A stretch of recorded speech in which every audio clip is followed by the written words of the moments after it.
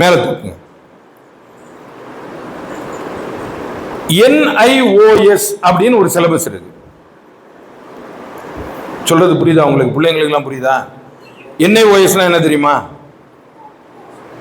National institute of open school.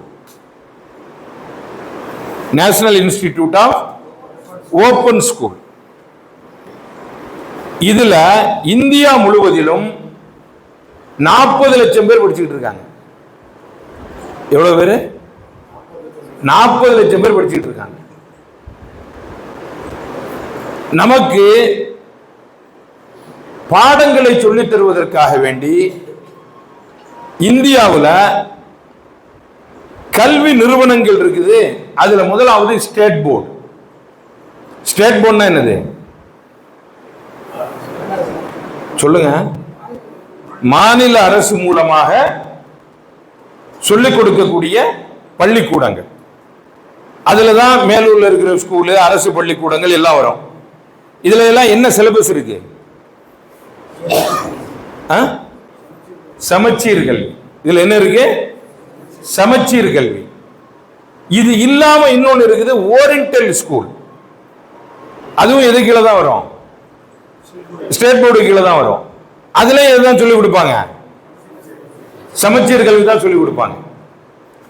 State board இல்லாம அடுத்தது போனா எங்க போறோம்? Central board. சென்ட்ரல் போர்டுல நம்மளுக்கு தெரிஞ்சது என்னது? CBSE ஒன்னு இருக்குதா? CBSE syllabus. இன்னொன்னு ICCA ஒன்னு இருக்கு. இதே மாதிரி CBSE மாதிரியே நீங்க அங்கங்கே போகும்போது சென்ட்ரல் கவர்மெண்ட் போர்டில் பார்ப்பீங்க, கேந்திர வித்யா, அது என்ன, கேந்திர வித்யாலயா.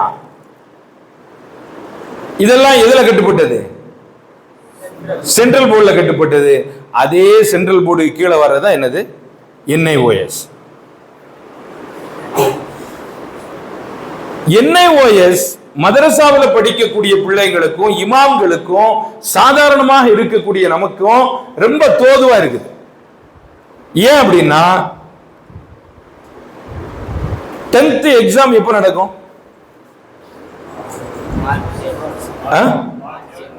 மார்ச், கூட போனா ஏப்ரல். மார்ச் ஏப்ரல்ல அவன் போடுவான் டைம். அந்த டைமுக்கு தான் எழுதணும், அப்படிதானே? இதுக்கு ஏப்ரல், மே, அக்டோபர், நவம்பர், மொத்தம் எத்தனை மாசம் நடக்குது? எத்தனை மாசம்? 4 மாசத்துல நமக்கு எப்ப தேவையோ அப்ப போய் எழுதிக்கலாம். அந்த எக்ஸாம், இந்த எக்ஸாம் எப்ப போய் எழுதிக்கலாம்? நமக்கு தேவையான நேரத்துல போய் எழுதிக்கலாம். அடுத்தது, ஒரு மாணவன் 5 வருஷத்துல 9 தேர்வு எழுதணும். 9 தடவை தேர்வு எழுதிக்கலாம். அதுல பாஸ் சர்டிபிகேட் தந்துருவான்.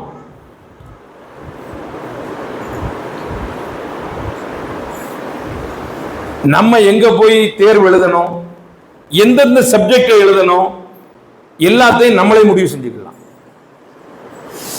எப்படி வசதியா இருக்கா இல்லையா? வசதியா இருக்கா இல்லையாங்க? என்னென்ன பாடம் படிக்கணும்? தமிழ்,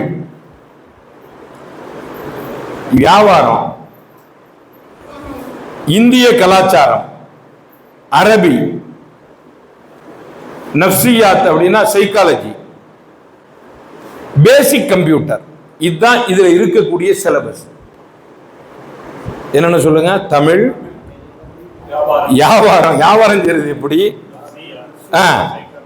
இந்திய கலாச்சாரம், சைக்காலஜி, அரபின்னா அரபியும் எடுத்துக்கலாம், இங்கிலீஷ்னா இங்கிலீஷ் எடுத்துக்கலாம், உருதுன்னா உருது எடுத்துக்கலாம், பேசிக் எந்த லாங்குவேஜ் தேவையோ அதை எடுத்துக்கலாம், பேசிக் கம்ப்யூட்டர்.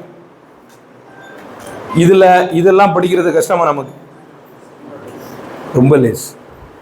இது இவ்வளவுதான் இதுல சிலபஸ். இதுல வேற ஏதாவது நீங்க கூட சேர்த்துக்கிட்டீங்க அப்படின்னா கூட சேர்ந்து படிச்சுக்கலாம். சோசியல் சயின்ஸ் எடுத்துக்கலாம். அதே மாதிரி பிடி, அது என்னது, உடற்கல்வி, உடற்கல்வி எடுத்துக்கலாம்.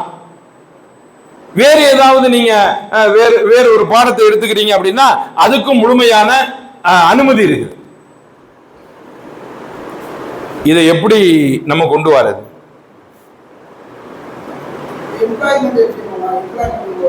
எம்ப்ளாய்மெண்ட்டுக்கு எடுத்துக்கிடுவான். இப்ப திடீர்னு தமிழக அரசு இதை நான் எடுக்க மாட்டேன்னு சொல்லுது. ஆனா என்ன அப்படின்னா, இது இன்னொன்னு சொல்லிடுறேன், இது எப்படி 40 லட்சம் பேர் இந்தியா முழுவதும் படிச்சுக்கிட்டு இருக்கா, நமக்கு ஒரு ஆச்சரியம் வரலாம்ல. குருத்வாராக்கள்ல படிக்கக்கூடிய சீக்கிய குழந்தைகள் எல்லாருமே என்ன வயசுல தான் படிக்கிறான். அதே மாதிரி குருகுலங்கள்ல படிக்கக்கூடிய ஐயர்கள் எல்லாரும் என்ன வயசுல தான் படிக்கிறான். ஐயர் எதுல இருக்கான்? பெரிய பெரிய போஸ்ட்ல இருக்கான். அவன்லாம் விடுவானோ? விடமாட்டான். இவன் என்னத்தை இவன் கொண்டு வந்தா, இப்ப அவங்களுக்கு வேட்டு வைக்கணும் தான் இந்த அரசு இப்படி கொண்டு வந்துச்சு. ஆனா அவன் விடமாட்டான். ரெண்டாவது, இது கோர்ட்ல போனா நிக்காது. 40 லட்சம் பேர் இந்தியா முழுவதும் படித்துக் கொண்டிருக்கக்கூடிய ஒன்றை என்னுடைய மாநிலத்தில் மட்டும் நான் ஏற்க மாட்டேன்னு சொன்னா கோர்ட் அதை ஏத்துக்காது. ஒரு சமயம் தமிழகத்தில் உள்ள உயர்நீதிமன்றம், மெட்ராஸ் உயர்நீதிமன்றம் மட்டும் அதை இது பண்ணிச்சு அப்படின்னா சுப்ரீம் கோர்ட்ல போய் அடிபட்டுவோம். அதனால அதை பத்தி கவலைப்பட வேண்டிய தேவையில்லை. அதுக்குத்தான் முடியாதே தவிர இங்க இருக்கிற இமாமோ அல்லது மதரசாவில் உள்ள மாணவர்களோ ஐஏஎஸ் ஆகிறதுக்காக வேண்டி நம்ம என்ன வயசுல படிக்க சொல்லல. எனக்கு ஒரு சர்டிபிகேட் வேணும். எனக்கு என்ன வேணும்? நான் படிச்சேங்கிறதுக்கு சர்டிபிகேட் வேணும். பாஸ்போர்ட் ஆபீஸ்ல போனா எனக்கு பாஸ்போர்ட் கிடைக்கணும். டிரைவிங் லைசன்ஸ் வேணும். நாளைக்கு இந்திய குடிமகன் என்பதற்காக வேண்டி என்னுடைய சர்டிபிகேட்டை நான் படிச்சதை கவர்மெண்ட்ல கொடுத்து அதை ஏத்துக்கிறேன். இதுக்கு தான் படிக்கிறது. நான் பெரிய போஸ்டுக்கு போனங்கிறதுக்காக வேண்டி மதரசால யாரும் படிக்கலையா? அப்படி இருக்கா? அதனால நீங்க அந்த கவனத்துக்கு போயிடக்கூடாது. நம்ம இதுல படிச்சா நம்மளால ஐஏஎஸ் ஆக முடியாத, நம்ம ஐஐடியில் நம்மளுக்கு வேலை கிடைக்காத, அதுக்கு இங்க யார் படிக்கிறா? நம்ம படிக்கிறது தீனுடைய கல்வி தானே. ஆனா இதுல கவர்மெண்ட் என்ன பிரச்சனை அப்படின்னா, இஸ்லாம் எப்படி அழகா நமக்கு ஒரு அற்புதத்தை கொடுத்திருக்கு அப்படின்னா, இவன் எந்த சட்டம் கொண்டு வந்தாலும் நம்ம நுழைஞ்சு வேற வழியா வெளியே வந்துடலாம். முத்தலாக் தடை சட்டம் கொண்டு வந்தான். நம்ம உடனே என்ன சொல்லிட்டோம்? யாரும் 3 தலாக் கொடுக்காத. இதுக்கு ஒன்றும் பெரிய போராட்டம்லாம் தேவையில்லை. 3 தலாக் கொடுக்காத, முடிஞ்சு போச்சு. வேற என்ன சட்டங்க கொண்டு வந்தான்? இஸ்லாத்துக்கு எதிரா சிஏஏ வேற, இஸ்லாத்துக்கு எதிரா பொது சிவில் சட்டம் கொண்டு வந்தான். பொது சிவில் சட்டம் கொண்டு வந்து அது அமல்படுத்துறது எங்கதான் அமல்படுத்த முடியும்? கோர்ட்ல. நாம என்ன சொல்றோம்? எல்லா பள்ளிவாசல்களையும் பஞ்சாயத்து வச்சிரு. எல்லா பள்ளிவாசல்காரங்களும் என்ன செஞ்சிருங்க, பிரச்சனைகளை இங்கே தீர்த்துக்கிடுங்க. எங்க போவாதீங்க? போலீஸ் ஸ்டேஷனே போவாதீங்க. பொது சிவில் சட்டம் எங்க வரும்? நமக்கு அப்ளிகபிள் ஆகாத. அப்படிதான் இவன் இப்ப கொண்டு வரான். 10th படிக்காதவங்க யாரும் உள்ள வர முடியாது அப்படின்னா நம்ம என்ன செய்வோம்? என்ன வயசுல எல்லாரும் படிச்சுக்க, 10th படிச்சவனா மாறி. இதுக்கு என்ன செய்யணும்? மதரசாவினுடைய நிர்வாகிகள், மஸ்ஜிதினுடைய நிர்வாக பெருமக்கள் தங்களிடம் பயின்று கொண்டிருக்கக்கூடிய பிள்ளைகளை ஜம்மியத் ஓபன் ஸ்கூலோட சேர்க்கணும். இது NIOSங்கிற சிலபஸ் இருக்குல்ல, இந்த சிலபஸ ஜம்மியத் என்ன பண்ணுது அப்படின்னா ஒரு விலை கொடுத்து சென்ட்ரல் கவர்மெண்ட்ல இருந்து தான் வாங்குது. இதுக்கு ஃபீஸ் இருக்குது. ஒவ்வொரு நாளும் எவ்வளவு ஃபீஸ் கட்டணும் அப்படிங்கிறது இருக்குது. ரிஜிஸ்ட்ரேஷன் ஃபீஸ் இதுக்கு 500 ரூபாய். NIOS ரிஜிஸ்ட்ரேஷன் ஃபீஸ் வேற, என்ட்ரி ஃபீஸ் 2200 ரூபாய். பரீட்சைக்கான ஃபீஸ் 1500 ரூபாய். டியூஷன் ஃபீஸ் 500 ரூபாய். மொத்தம் எவ்வளவு ஆச்சுங்க? 5000 ரூபாய் ஒரு வருஷத்துக்கு ஆகும். ஒரு வருஷத்துக்கு 5000 ரூபாய் ஆகும். இந்த 5000 ரூபாயையும் ஜம்மியத்தை கட்டுது ஒரு நபருக்கு. ஒரு மதரசாவை இதுல நீங்க சேர்த்துட்டீங்கன்னா ஜம்மியத்தை இந்த 5000 ரூபாயும் கட்டி அந்த பிள்ளையை படிக்க வைக்கும். இதுவரையிலும் 3.5 கோடி ரூபாய் கொடுத்துருக்கு ஸ்காலர்ஷிப்பா. கொடுக்க முடிஞ்சவங்க கொடுக்கலாம், கொடுக்க முடியாத கட்டி ஜம்மியத்தை அணுகலாம். மொத்தம் 50 கோடி ரூபாய் பட்ஜெட். இது எதுக்காக வேண்டி அப்படின்னா, மதரசாவினுடைய மாணவர்கள், இமாம்கள், முதர்ரிசுகள் யாரையும் ஸ்கூல் சர்டிபிகேட் இல்லாம இந்த அரசு நிராகரிச்சிட கூடாது அப்படிங்கிறதுக்காக வேண்டி, அதற்காக வேண்டி முன்னெடுப்பு நடத்திருக்கு.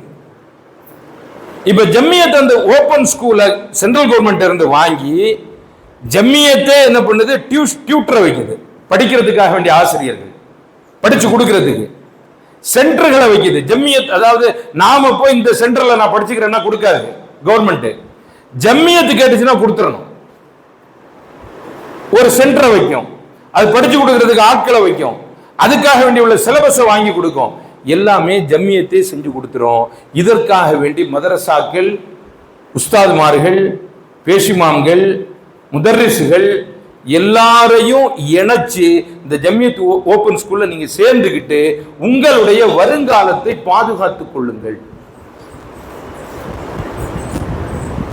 இதுக்கு தமிழகம் முழுவதிலும் வேலை செய்வதற்காக வேண்டி ஒரு முஆவின் போட்டுக்கிறான். யாராவது ஒரு மதரசா இதுல இணையறோம்னு சொன்னா அவரே வந்து உட்கார்ந்து அதுக்காக வேண்டி உள்ள ஃபார்மை ஃபில்அப் பண்ணி அவரே அதற்காக வேண்டி எல்லா ஒத்துழைப்பும் செஞ்சு அந்த மதரசாவை ஜம்மியத் ஓபன் ஸ்கூலோட சேர்த்து விட்டுருவார். உதாரணமாக மதரசா காஷிஃபுல் உதார உள்ள பிள்ளைங்க எல்லாரும் NIOSல தான் எழுதுறாங்க. பாக்கியாத்துல எல்லாரும் NIOSல தான் எழுதுறாங்க.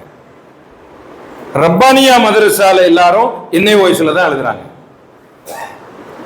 மேல் விசாரம் மிஃப்தாஹுல் உலூம்னு 400 பிள்ளைங்க ஓதுறாங்க. 400 பேரை NIOSல தான் எழுதுறாங்க. 6th 7th 8th 9th 10th certificate இப்ப தான் ஒரு வாரத்துக்கு முன்னால பெங்களூர்ல வந்து சர்டிபிகேட் பூரா இஷ்யூ பண்ணாங்க. யாரெல்லாம் தமிழகத்துல ஜம்மியத் மூலமாக ஓபன் ஸ்கூல்ல படிச்சாங்களோ எல்லாருக்கும் சர்டிபிகேட் போயிடுச்சு. இந்த பகுதிகளில் இது இன்னும் அமுல்படுத்தப்படல, இது வர முடியல. இது செய்ய முடிஞ்ச ஒரே ஆள் யாருன்னா ஜம்மியத் மட்டும்தான். ஏன்னா இது சென்ட்ரல் பாடி, சென்ட்ரல்ல இருக்குது மேட்ரு. இங்க நம்மளால செய்ய முடியாது. ஸ்டேட் போர்டில் இருக்கிறவங்களோ ஸ்டேட்ல இருக்கிறவங்களோ இதை செய்ய முடியாது. அதனால இதுல இணைந்து செயல்பட்டுக் கொள்ளுங்கள் அப்படிங்கிறதுக்காக வேண்டிதான் இந்த ஜம்மியத் ஓபன் ஸ்கூல் செயல்பட்டு கொண்டிருக்கின்றது. இது கொஞ்சம் மேல தூக்குங்க பா, மேல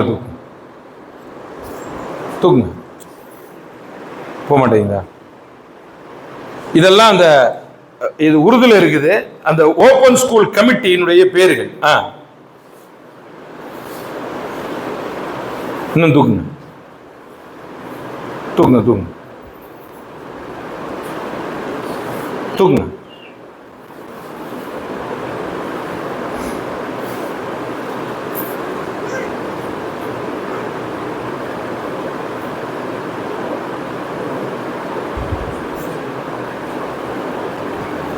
மேல தூக்குங்க. கொஞ்சம் கீழே கொண்டாங்க.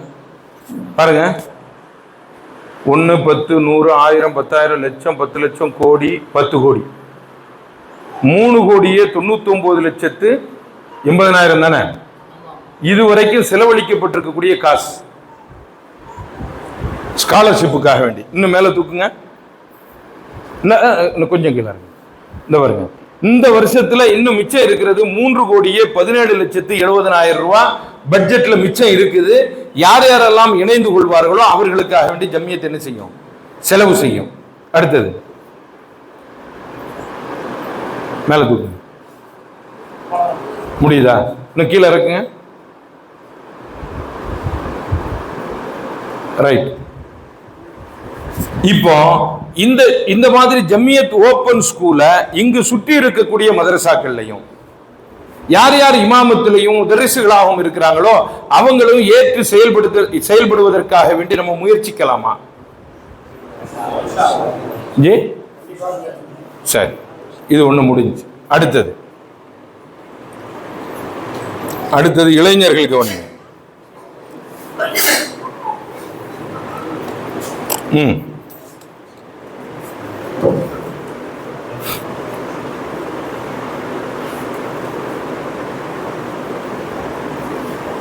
ஜம்மியத் யூத்